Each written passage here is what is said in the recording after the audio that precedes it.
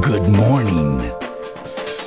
It's not often when you come across a game compilation like Sonic Mega Collection, the amount of love and care put into the presentation while still providing a solid collection of games featuring this smug blue prick. It was the collection that got a lot of younger fans like myself who weren't around during the 90s to finally experience the Genesis Sonic titles. It was almost perfect, but what truly makes this collection stand out compared to the plethora of other Sonic collections made after it?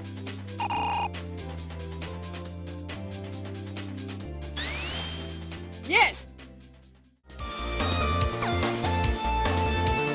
Sonic Mega Collection initially released on the GameCube in November of 2002 in the US, with it getting released internationally by March 2003. This was during a rough transition for Sega, as this was around the time they would discontinue the Sega Dreamcast and start only focusing on manufacturing software for other consoles. Sega already released Sonic Advance on the GBA, and wasted no time equating Nintendo fans with Sonic after quitting the console business. I'm not gonna lie, it must have stung for Sega at least a little bit when you think about their intense rivalry they had with Nintendo in the early 90s. One of my favourite aspects of Mega Collection besides the soundtrack and presentation are the amount of extras about Sonic's history that were included. You can view a ton of these high quality scans of old Sonic comic covers in the extras tab. Sonic's comics have always been shunned by Sega, like it was a sin that these comics existed in the first place. So it is pretty cool to see this obscure part of Sonic's history get some recognition in this collection. I haven't actually read any of Sonic's comics before, but it's still pretty interesting to know that Sonic actually had comics made about him, and a ton of them too, for like over a decade. My only complaint is that they only included one full comic that you can read. The rest are just cover arts of other comics. There's also a variety of illustrations and other artwork of Sonic's characters, which mostly highlights how much of an evolution some of these iconic characters received over the years. There's also some videos included in this collection, like the intro, good ending, and bad ending from Sonic CD, trailers for Sonic Adventure 2 Battle and Sonic Advance 2, which were the latest entries in the franchise at the time of its release, and this History of Sonic video, which is pretty basic and completely pointless watching today, but it's still a pretty cool novelty piece in this collection, and doesn't necessarily do a bad job at showing Sonic's history up to that point, but it's still nothing to freak out about. This collection also included each of the playable games manuals, which just like the comic covers, are high definition scans. It's easy to forget about something so minuscule like a game's manual. It's still, in my opinion, an essential addition in a game collection that focuses on providing a definitive way to play all of these old games. Whether it's a physical manual or in this case a digital version, I still find myself forgetting about the game that I was about to play and just end up reading the basic information I already know about the game with the occasional random piece of information that catches me off guard in the manuals. Did you know that Knuckles is 15 years old?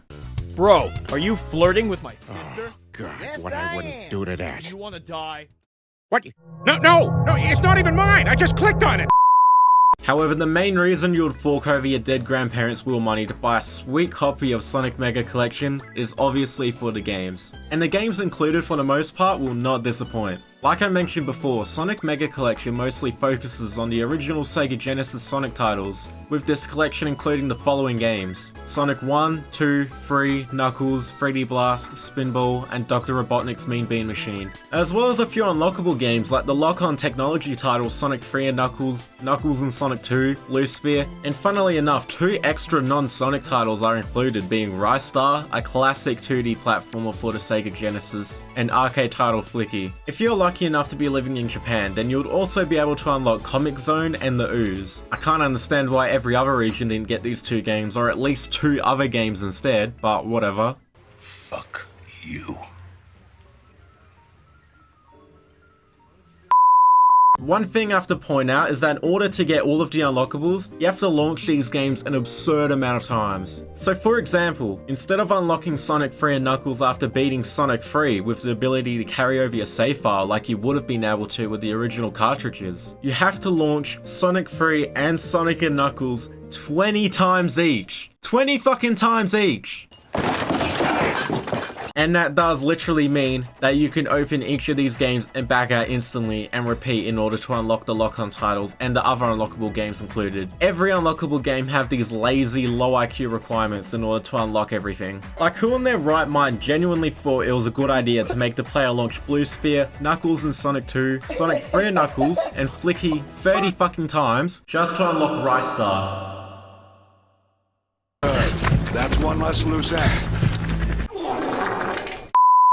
All whining aside, all of these games run pretty much exactly how they would have on original hardware, besides some minor collision issues in Sonic 1, and minor distortion in certain sound effects like in Dr. Robotnik's Mean Bean Machine. The Sonic team actually made their own SegaGenesis emulator, which explains why these games run exactly how they should. So if you're playing Sonic 3 Knuckles on the Mega Collection, you're playing the original Genesis version, which isn't a big surprise these days, but it's still commendable that the Sonic team went through this much effort back then. This collection did so well on the GameCube, Sega decided to make Sonic Mega Collection Plus on the PS2 and OG Xbox 2 years later in 2004, which was pretty much the exact same collection but with the addition of 6 extra Sonic games from the Game Gear, and Comic Zone and the Ooze were finally available in this collection outside of Japan. This version of Mega Collection is still pretty solid and would have been worth picking up back in the day, but it's still inferior to the GameCube version in my opinion. The menu interface is a bit easier to use than Mega Collection Plus, but my god, the massive downgrade compared to the GameCube version's beautiful presentation is sickening to me. The presentation and sense of nostalgia you feel in the original Mega Collection is what made it so special in the first place. It's far more superior compared to this dumbed down, overly simplified interface in the Plus version. You're a fucking disappointment. And funnily enough, the emulation in the Plus version is actually worse than the original. I wouldn't know because I've still never played the Plus version, but it's pretty well documented that the GameCube version of Sonic Mega Collection is by far the best version in terms of emulation quality. You just have to bear with the GameCube controller's awful D-pad.